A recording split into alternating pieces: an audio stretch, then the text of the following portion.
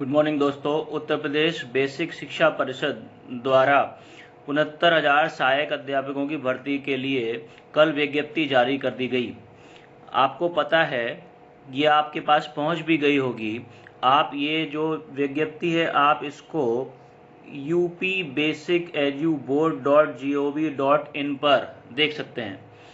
ये कल से यानी कि 18 तारीख से लेकर और 26 तारीख तक आप इसमें आवेदन कर सकते हैं।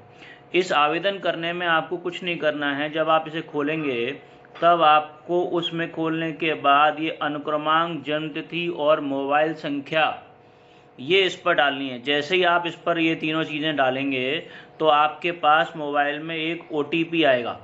जब आप उस OTP को उसमें डालेंगे तो आपको पूरा फॉर्म खुल जाएगा। उस फॉर्म में पहले से ही आपने जो फॉर्म में जब आपने फॉर्म भरा था उस समय जो एंट्रीज थी वो आएंगी, उनमें कोई चेंज करना पॉसिबल नहीं है।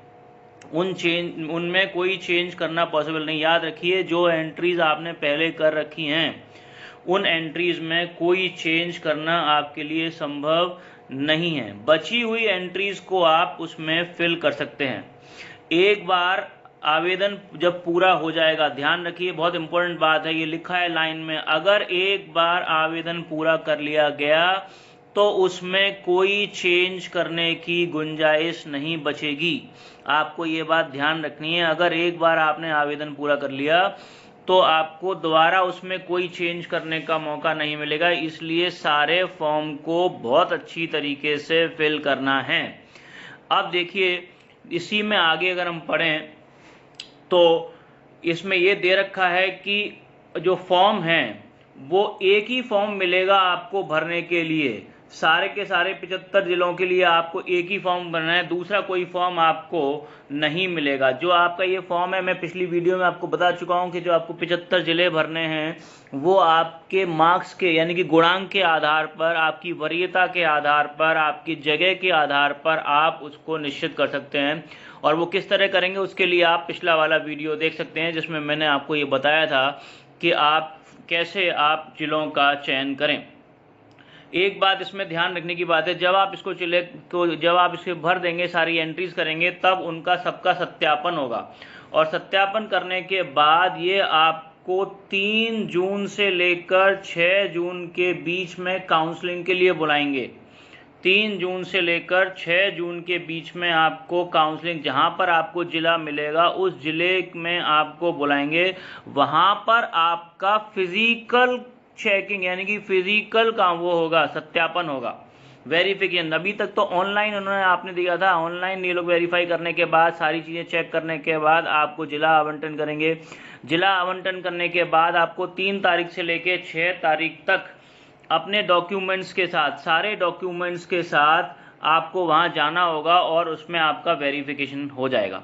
इसमें आपके लिए खुशी की बात यह है, देखिए ध्यान से, बहुत इंपॉर्टेंट बात है ये बात, कि जितने भी लोग जो पहले से नौकरी कर रहे हैं, सरकारी और बेसिक शिक्षा परिषद के जो लोग हैं, उनको NOC लाना पड़ेगा। ये जो NOC लेके आएंगे ये इनके लिए, आपके लिए बहुत अच्छी है। यानी कि जो लोग पहले से ही नौकरी कर रहे होंगे उनको अब नौकरी डायरेक्ट, अभी तक तो क्या था कि वो छुपा लेते, लेकिन इस बार छुपाना संभव नहीं होगा। बिना उसके NOC के उनकी काउंसलिंग नहीं होगी। तो इससे बहुत सारे अभ्यर्थी जिन्होंने पहले दोबारा से 68,500 में भर्ती होने के बाद या पहले और कहीं भी वो नौकरी करते हैं, दोबारा से अप्लाई कर रहे हैं, तो उनके लिए ये एक मुश्किल होगी। ये बहुत इंपॉर्टेंट बात है।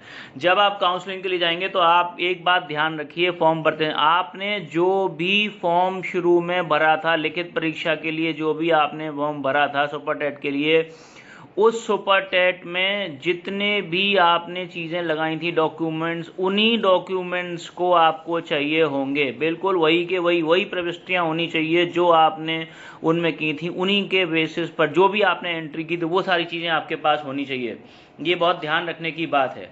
जब आप 3 से 6 तारीख तक जाएंगे जब आपको जिले में, तो आपको सारे जितने भी अपने डॉक्यूमेंट्स हैं, शैक्षणिक हों या मूल अभिलेख हों, जितनी भी चीज़ें हों जो आपको पहले बताई जा चुकी हैं कि क्या क्या चीज़ें आपको ले जानी हैं, उन सब की 2-2 फोटोकॉपी, ध्यान रखिए 2-2 फोटोकॉपी, ये भी बता चुका हूँ पिछले वीडियो में, और 4 पासपोर्ट साइज फोटो ले जाने, और एक बैंक ड्राफ्ट। ओबीसी और जनरल के लोगों को 500 रुपए का एक बैंक ड्राफ्ट ले जाना है, जो कि सचिव उत्तर प्रदेश बेसिक शिक्षा परिषद प्रयागराज के नाम से होगा, जबकि यही एससी के लिए 200, एससी एसटी के लिए 200 रुपए का होगा, और विकलांग के लिए इसमें कोई भी फीस इसमें नहीं लगेगी। ये बात ध्यान रखिए। और इसमें साफ मेंशन कर रखा है कि जिन लोगों को एक बार जिला मिल गया, नियुक्त होने वाले अध्यापकों को अंतर जातीय स्थानांतरण नहीं किया जाएगा। ये आपसे एफिडेविट में भी लेंगे ये, तो आपको ये बात याद रखनी है आपको कि ये सब चीज़ें जो भी हैं, जितने भी चीज़ें, वो सारे डॉक्यूमेंट्स आप एक बार तैयार कर लीजिए। सारी सब चीज़ें रेडी होने के बाद ही फॉर्म फिल करना स्टार्ट करिए। फॉर्म में क्योंकि करेक्शन संभव नहीं है, इसलिए सारे फॉर्म को बहुत सावधानी से भरिए, और तब तक सबमिट मत करिए जब तक कि सारी चीज़ें आप चेक ना कर लें। ये बात बहुत ध्यान रखने की है। तो दोस्तों, नेक्स्ट वीडियो में अगर आपको कोई जानकारी चाहिए होगी, इससे संबंधित अपलोड करूंगा मैं आपको। अगर आपने ये चैनल सब्सक्राइब नहीं कर रखा है तो प्लीज़ सब्सक्राइब कर लीजिए। Thank you very much.